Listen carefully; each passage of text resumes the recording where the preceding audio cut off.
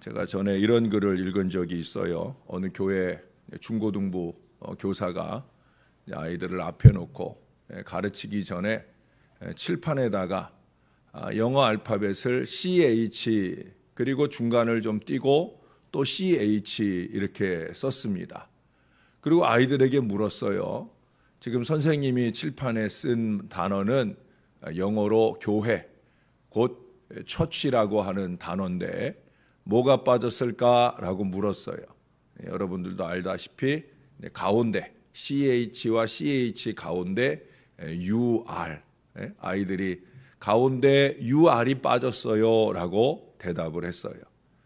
그러자 선생님께서 맞아, 유아가 빠졌어. 유아, 영어로도 유아 그러면 너희는 무엇입니다 라는 뜻이거든요. 너희는 무엇입니다. 유아가 빠졌어. 유아가 빠지면 교회가 아니야. 너희들이 빠지면 교회가 아니야. 또 너희는 교회의 중심이야. CHURCH, 처치의 중심은 바로 유아, 너희들이야 라고 말씀하셨다는 거예요. 참 지혜로운 선생님이라 생각이 듭니다. 선생님 입장에서 아이들에게 말할 때는 너희들, 학생들이 교회의 중심인데, 여러분, 목사로서 여러분들에게 말씀드릴 때는 여러분들이 교회의 중심이에요. 다시 말해서 교회는 사람이 우선이고 사람이 중심입니다. 사람이 중요한 거예요. 교인이, 성도가 이 교회의 중심이라는 거예요. 이 건물이 아니에요. 이 성구들이 중심이 아니란 말이에요. 이 강단을 소중하게 여기고 여기 뭐 신발 신고 올라오면 대단히 문제가 있는 줄로 생각하는 분들이 있는데 이게 소중한 게 아니에요. 더 소중한 건 뭐예요? 바로 저와 여러분, 우리들이 소중한 거예요. 그것도 다른 사람 아니고 예배하는 사람이 소중하다라고 하는 거예요. 예배하는 우리들이 교회인 줄로 믿습니다. 이게 중요한 거예요. 교회의 중심은 예배하는 사람들이에요. 우리가 여러 가지 많은 헌신을 하지만 제일 우선된 헌신은 예배 헌신이에요. 하나님이 제일 기뻐하는 거 다른 거 아니에요, 여러분. 아무리 많은 땀과 눈물과 수고를 쏟아도 하나님이 정말 기뻐하시는 헌신은 예배예요, 예배. 예배가 소중한 거예요. 예배하는 백성들이 없을 때 그것은 더 이상 교회가 아닙니다. 아무리 큰 건물이라 해도, 아무리 화려한 실내 장식이나 비싼 성물들로 잘 꾸며져 있어도 예배하는 사람이 없으면 그곳은 더 이상 교회가 아닙니다. 유럽에 가보세요. 겉모양은 교회 건물인데 교회가 아닌 교회가 얼마나 많은지 몰라요. 교회가 다 문을 닫고 심지어 그 교회 건물을 팔아버리기까지 해요. 미주둥지에도 그래요. 왜 그런 일들이 일어나요? 사람들이 안 모이니까, 예배를 안 하니까, 예배 안 하고 헌신 안 하니까, 그러니까 교회가 운영이 안 되니까. 독일같이 나라가 교회를 지켜주는 데는 5,000명 등록교인 중에 15명 모여도 그래도 그나마 나라가 세금으로 지켜주니까 건물이 그대로 남아있는데, 영국이라든지 기타 유럽 지역은 그러지 못해요. 교회가 문을 닫아요. 심지어 교회 건물이 모슬렘, 이슬람의 방송국으로 팔려나가고 술집으로 팔려나가고 십자가 내려지고 교회 건물의 모양은 있는데 이게 이교도의 방송국이 되고 사람들이 흥청거리는 술집이 되고, 그게 지금 심각한 유럽 교회들의 문제만 아니에요. 오늘 한국 교회도 지금 그 위기를 서서히 만나가고 있어요. 이단들에게 교회 건물이 팔려나가고, 여러분 바로 요 위에 신월 7동만 가봐도 거기 하나님의 교회였던, 하나님의 교회라고 표현하니까 또 이단들 교회, 요즘에 이 지역에 많은 하나님의 교회 이단들이, 이 하나님의 교회 이단들이 중점적으로 사는 교회 건물이 바로 교회 건물이에요. 사람들이 안 모이니까, 사람들이 치고받고 싸우고 교회가 흩어지고 나눠지니까 그걸 누가 사들이느냐? 이단들이 사들여요. 하나님의 교회를 위시한, 거기도 이단이 교회를 사가지고, 그래가지고 교회 이름은 붙어 있지만 이단 교회가 되고 있잖아요. 사람이 모이지 않으면 교회는 교회일 수 없는 거예요. 우리 교회 건물 같은 경우에는 반대죠. 예? 원래 교회 건물이 아니었잖아요. 그렇죠? 일반 건물로 지어졌는데 여기 우리 사랑하는 주의 자녀들이 예배하려고 모여서 이곳이 교회가 된 줄로 믿습니다. 우리는 누구보다 더 이것을 사명으로 지켜야 된다는 게, 내가 예배해야 된다. 예배가 교회를 지키는 것이다. 예배가 교회의 희망이다. 이 사실을 놓치지 않는 저와 여러분이 되어야 할 줄로 믿습니다. 여러분, 오늘 본문에 보시면 아직 성전 건축을 시작도 안 한 거예요. 6절 하반절에 보면 그때의 여호와의 성전 지대는 미처 놓지 못한지라, 아직 터작업도 안 했다는 거예요. 그런데 오늘 본문은 뭘 얘기하고 있느냐? 7월을 맞아가지고 일제히 예루살렘에 모였다는 거예요. 왜 모였겠어요? 예배하려고 모인 거예요. 7월은 이스라엘에게서 참 중요한 달입니다. 니산월이라고 하는 첫 달로 시작을 해가지고, 그게 이제 첫 달에 시작이 되는 게 6월절기가 니산월, 정월에 있어요. 그리고 이 일곱 번째 달, 이 7월 달, 이 일곱 번째 달, 제가 갑자기 이름이 생각이 안 나요. 티리시월이라고 하는 이 7월이 중요해요. 왜 중요하냐? 그때로부터 정월, 1월, 6월절이 있는 1월까지 5달 동안이 이스라엘에 아무 절기가 없어요. 그러니까 이 5달을 가기 전에 신앙을 다지고 준비하는 절기가 바로 이 티리시월, 7월이라는 절기예요. 이 7월에 왜 그러느냐? 1일날 나팔절이 있어요. 10일날 대속제일이 있어요. 그리고 15일부터 초막절기를 지나게 됩니다. 이스라엘의 3대 절기 중에 어찌 보면 가장 큰 절기로 지키는 추수감사절기, 초막절기가 있어요. 그러니 이 7월, 이것이 얼마나 중요한지 몰라요. 그래서 모이는 거예요. 모여서 뭐 하느냐? 2절에 보니까 단을 만들고 번제 제사를 드려요. 번제 제사라고 하는, 번제는 헌신을 의미하는 제사인데, 번제와 소제는 날마다 드리는 상번제예요. 우리처럼 날마다 예배를 드렸다는 거예요. 날마다 예배를 드리기 시작했다. 예배가 먼저다. 예배가 우선이다. 그러면서 예배를 시작했다는 거예요. 3절에 보면 이 3절이 좀 새로 번역될 때는 좀 잘했으면 싶은 마음이 있었는데 여전히 번역이 좀 잘못됐어요. 거기 보면 무리가 모든 나라 백성을 두려워하여 그랬는데, 사실은 문맥적으로 보면 이대로 이렇게 읽으면 두려워하여 그러면 제단을 쌓지 말아야지. 예?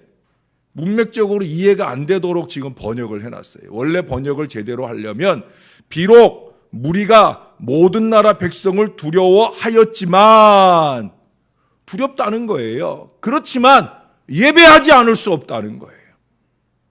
왜 두려우냐? 사마리아를 비롯해서 주변국들이, 여기 보세요. 이스라엘이 지금 예루살렘에 일제히 다 모였다는 거예요. 이스라엘 사람들이 다 모였다. 그러면 사마리아나 그 주변국들은 뭐라고 생각하겠어요? 군사를 모았나? 우리 쳐들어오려고 그러나? 거기까지면 또 괜찮아요. 바벨론 고레스 왕에게 고자질을 잘못하면 이스라엘이 왕께서 포로에서 해방시켜줬더니 군사를 모았어요. 예루살렘에 가보세요. 사람 보내보세요. 예루살렘에 사람이 모였어요. 라고 고레스에게 잘못 고자질하면, 아이고 이놈들이 내가 해방시켜줬더니 군사를 모아? 그러면서 대번에 다 바벨론이 또 쳐들어올 수도 있는 거예요. 그런 위기감이 있지만, 그런 이유와 핑계가 있지만, 그게 이유와 핑계가 될 수 없다는 거예요. 예배가 우선이다. 우리가 위험한 일이지만 모여야 되고, 모여서 우리는 다른 거 아니고 예배해야 된다. 쓸데없는 거 다른 거 도모하는 게 아니라 예배를 위해서 모여야 된다. 예배가 최선이기 때문에 그런 거예요. 예배를 회복함이 모든 것을 회복하는 길이기 때문에 그런 거예요. 예배가 세워지면 모든 게 세워지는 거예요. 여러분, 가인과 아벨의 신앙 여러분 잘 아시잖아요. 예배의 진실성 문제인 줄을 여러분 아시잖아요. 그 내용이 얘기해 주는 바가 뭐예요? 예배가 바르면 삶이 바를 수밖에 없다라는 걸 우리에게 가르쳐 주는 거예요. 예배가 바르지 못한 사람들 보세요. 교회 안에 예배가 바르지 못한 사람, 예배 생활이 바르지 못한 사람, 교회의 모든 문제는 그런 사람들이 일으키는 거예요. 예배가 바른 사람은 은혜가 바르고, 은혜가 바르면 마음이 바르고, 마음이 바르면 삶이 바르게 나타나는 거예요. 요한 1서는 가인이 아벨을 죽인 이유를 자기 행위는 악하고 아우의 행위는 의롭기 때문이다, 그렇게 적어주고 있어요. 이야말로 적반하장이죠. 아벨은 바르고 가인은 바르지 못하다는 거예요.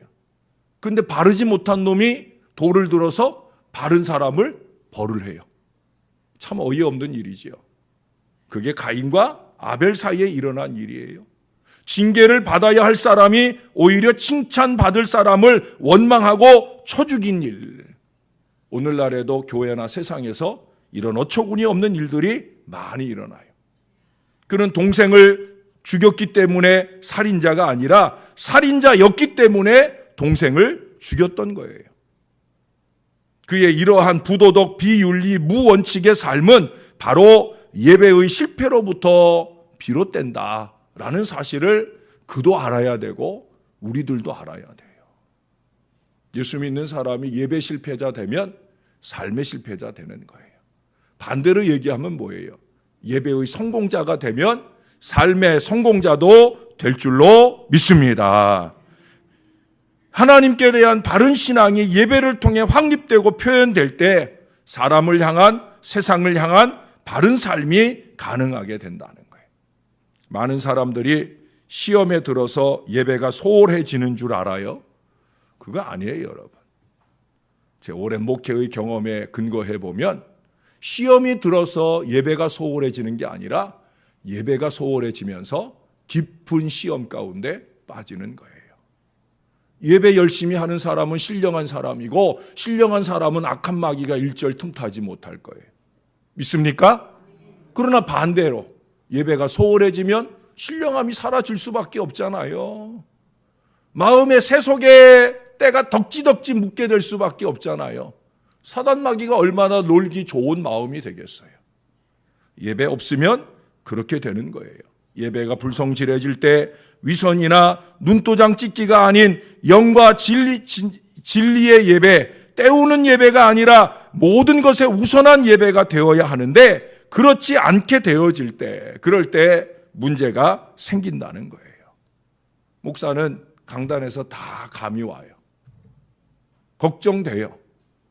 저러다 뻔한데 그 뻔한 자리로 어리석게 가는 인생들이 돼요. 예배를 모양으로 자리 채우기로 드리는 게 아니라 영과 진리의 초롱초롱한 마음과 눈빛으로 하나님 앞에 예배할 때, 그럴 때 그 신령한 교통이 목회자에게 느껴지고 그것을 통해 신령한 감동과 교통들이 나누어지면서 우리 하나님이 영광을 받으시고 복을 주시는 인생이 되어질 줄로 믿습니다. 그런 사람이 되어야 돼요. 저렇게 예배하다가 큰일 나는데 걱정이 되어서 그것에 목사가 잠시 마음과 생각을 놓쳐서, 제가 성경을 읽을 때나 찬송을 할 때나 말을 할 때 실수가 되는 순간들은 그런 순간이에요. 아니, 왜 예배가 시작한 지 한참 됐는데 이제서야 들어오나? 예? 저는 사실은 늦게 들어오는 사람들이 있을 때는 제가 딴 일을 해요. 새벽에도 찬송 부르다 늦게 들어오는 분이 있으면 저하고 눈 마주치지 않으려고. 목사하고 눈 마주치면 미안하잖아요. 눈 안 마주치려고 제가 일부러 찬송을 더 본다든지 성경을 본다든지 그래요. 저의 마음은 그래요. 그러나 마음에 그런 분들로 인해서 잠시 신경이 흐트러지면 예배의 흐름을 놓치게 되는 경우들이 많이 있어요. 사랑하는 여러분, 7절을 한번 보세요. 7절에 보면 이에 석수와 목수에게 돈을 주고 라는 내용들이 쭉 적혀 있어요. 무슨 얘기예요? 여러분, 예배가 헌신을 자극하고 있는 거예요. 어떤 헌신을 출발하는 거예요? 야, 성전 짓자! 성전 짓자! 그러면서 그 성전을 위해 짓기를 위해서 그들이 물질을 모으고 그 물질 모아진 것, 이미 모아진 것들을 건강하게 사용하는 헌신의 역사가 이어지는 거예요. 신앙적인 삶을 자극했다는 거예요. 예배가 그래서 중요한 거예요. 제가 성경에 없는 얘기하고 있는 게 아니에요. 예배가 우선이다. 예배 드리자. 예배 드리고 은혜 받았더니 은혜로운 감동으로 일어난 일이 뭐냐? 성전 짓자. 헌신의 역사가 이어난다. 하나님께 대한 헌신이 자극되어지고 하나님의 뜻대로 살도록 자극받는 일들이 예배를 통해 일어난다는 거예요. 이제 성전 건축의 재료를 준비하는 작업에 들어갑니다. 바로 즐거운 예배 잔치가 이어지고 난 뒤에 일어난 결과를 우리에게 보여주는 거예요. 4절 5절에 보시면 매일 날마다 항상 이렇게 예배가 즐거이 드려지고 났더니 헌신이 뒤있게 되어진다. 예배는 매일 드리는 거예요. 날마다 드리는 거예요. 항상 드리는 거예요. 드릴 수 있을 때만 드리는 것이 아니라 드릴 수 있기 위하여 노력하고 드리는 것이 예배입니다. 예배입니다. 어제도 제가 떡집인 교회, 베들레헴이 떡집이라는 의미다. 바로 교회를 상징한다. 이 떡집인 교회에 열심히 오자. 제가 그런 말씀을 드렸어요. 새해에는 우리가 절반 번제 헌신 운동을 제가 해보려고 그래요. 절반 번제 헌신 운동이라는 건 뭐 공식적인 운동은 아니에요. 그저 다음 주 주보에 광고 한번 하고 다음 주일 오후에 이 설교 한 번 더 할 겁니다. 다음 주일 오후에 이 설교 한 번 더 들으셔요. 뭐 들어서 나쁜 설교 아니니까 다음 주 오후에 제가 이 본문 이대로 한 번 더 설교할 겁니다. 절반 번제 헌신 운동이라는 것은 우리 교회가 주중에 주일 낮 예배부터 시작해서 10번 예배 드린다고 그랬죠. 10번의 번제를 드려요. 항상 드리는 10번의 제사예요. 이 10번 번제 제사 가운데 5번 이상 절반 번제 헌신을 좀 하자는 운동이에요. 뭐 다른 거 아니에요. 예배를 많이 드리자 하는 운동이에요. 내후년에 우리가 또 임직자들을 피택하는 작업을 할 텐데 내년 한 해 동안 예배 생활 안 하는 사람은 후보로 안 넣을 거예요. 안 넣고 싶어요. 내가 장로님들께 부탁하고 허락받아서 공식적으로 예배 생활 안 되는 사람은 일꾼 될 수 없다. 당연한 교회의 원칙이어야 되는 거죠. 예? 임직되기 전에도 예배 생활이 안 되고 임직되고 나서도 더 예배 생활이 안 되고 그런 사람이 교회에 유익되게 일하기는 쉬운 거 아니에요. 예배 생활이 돼야 되는 거예요. 가장 우선되게 여러분들이 사람을 선택하는 기준도 마찬가지예요. 예배 잘 드리는 사람을 세워야 되는 거예요. 왜? 예배 잘 드리는 사람이 신령한 사람이고 신령한 사람이 건강한 삶의 헌신을 이어가니까. 오늘 성경이 그걸 우리들에게 보여주잖아요. 잦은 예배는 의무로 시작했다가도 은혜로 발전하게 됩니다. 절반 번제 헌신이 적극적으로 되어지면 삶의 헌신은 자연히 따르게 되는 거예요. 한마디로 얘기하면 목회가 쉬워지는 거예요. 목회가 쉬워진다 하니까 목사가 지편하려고 우리 예배드리라고 그러나 보다. 그렇게 오해하실 수도 있는데 그게 아니에요. 이 말은 여러분들이 물론 열심히 헌신하니까 목사가 즐거운 목회가 된다 하는 첫 번째 의미도 있지만 두 번째 또 중요한 일이 있어요. 그건 뭐냐면 중간자가 없어지는 거예요. 여러분들이 예배를 열심히 드리면 예배를 통해 하나님과 직통으로 직통으로 하나님께서 전에는 목사의 중보를 통해 여러분들을 축복했다고 하면 예배 생활 열심인 사람은 그 사람의 기도를 하나님이 직통으로 받으시고 바로 축복하시는 줄로 믿습니다. 여러분 물건도 중간 도매상 없으면 더 싸게 살 수 있잖아요. 더 많이 살 수 있잖아요. 마찬가지예요, 여러분. 목사를 통해서 주일 한번 예배 드리고 은혜 인생을 사는 것 요즘 시대 쉽지 않아요. 여러분들이 직접 하나님께 더 많은 예배 속에서 하나님을 만나고 부족한 종이 돕지 못해도 여러분들이 직접 하나님의 은혜 안에 거하며 하나님이 직통으로 역사하시고 축복하시는 그런 신앙 인생들이 되시기를 바랍니다. 2018년 저와 여러분에게는 그런 신령한 축복의 은혜가 더 넘칠 수 있도록 우리 새벽 제단을 지키는 여러분들이 예배 우선자, 예배의 승리자 되셔서 가장 앞장서서 하늘의 복을 가장 많이 누리는 주의 귀한 백성들 되어 주시기를 예수님의 이름으로 간절히 축원합니다. 기도하겠습니다. 하나님, 오늘의 말씀은 이 말씀을 들어야 할 사람들이 없는 자리에서 선포된 말씀입니다. 이미 예배 헌신을 잘하시는 분들, 날마다 새벽 아침 많이 피곤하고 힘든 육신을 깨워 열심히 헌신하는 이 백성들에게는 어쩌면 필요 없는 말씀일 수도 있겠습니다. 그럼에도 주님이 말씀하시기에 종은 그 말씀을 선포했습니다. 우리들의 마음 가운데 예배 헌신에 아버지 하나님 분연한 결단이 세워질 수 있게 도와주시고 온 교회가 예배를 향한 뜨거운 열심으로 용솟음 치도록 주님께서 함께하여 주시옵소서. 예배해야 합니다. 예배 없는 교회가 문을 닫아가고 있습니다. 우리 신월 제일교회는 바로 예배하는 이 백성들이 지켜내고 있사옵고 앞으로도 더 많이 예배하는 백성들로 모여지게 될 줄로 믿습니다. 예배하는 사람들이 모여 예배하면서 은혜 받고 받은 바 은혜로 열심히 헌신하고 바른 삶을 세상 가운데 살 수 있는 그런 건강한 교회, 세상이 손가락질하는 교회들이 넘쳐나는 때에 세상이 우러러보며 세상이 함께하기 원하는 그런 신령한 교회를 세워가도록 부족한 종이나 우리 사랑하는 모든 주의 자녀들이 예배 속에서 깨어나고 예배 속에서 바르게 사라지는 역사가 나타나게 도와 주시옵소서. 예배가 우선입니다.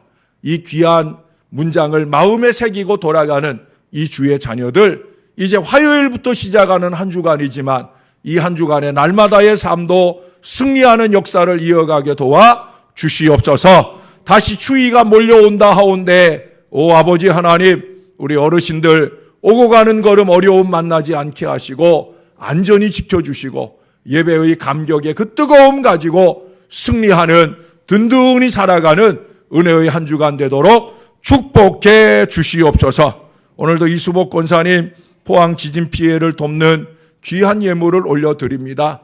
여종을 비롯해 많은 주의 손길들이 섬기고 나눌 마음들을 모았습니다. 이제는 전해야 합니다. 필요한 곳에 잘 전해질 지혜가 부족한 종에게 있게 하시고 꼭 필요한 곳에 잘 전해져서 교회가 다시 세워지고 무너진 마음들이 다시 일으켜 세워지는 일에 이 물질들이 아름답게 쓰여질 수 있도록 도와 주시옵소서. 우리 이 권사님을 비롯해 예물 드린 모든 손길들을 위해 축복하시고 영육간의 강건한 은혜가 더욱더 넘치게 도와 주옵소서. 감사합니다. 예수님의 이름으로 기도합니다. 아멘.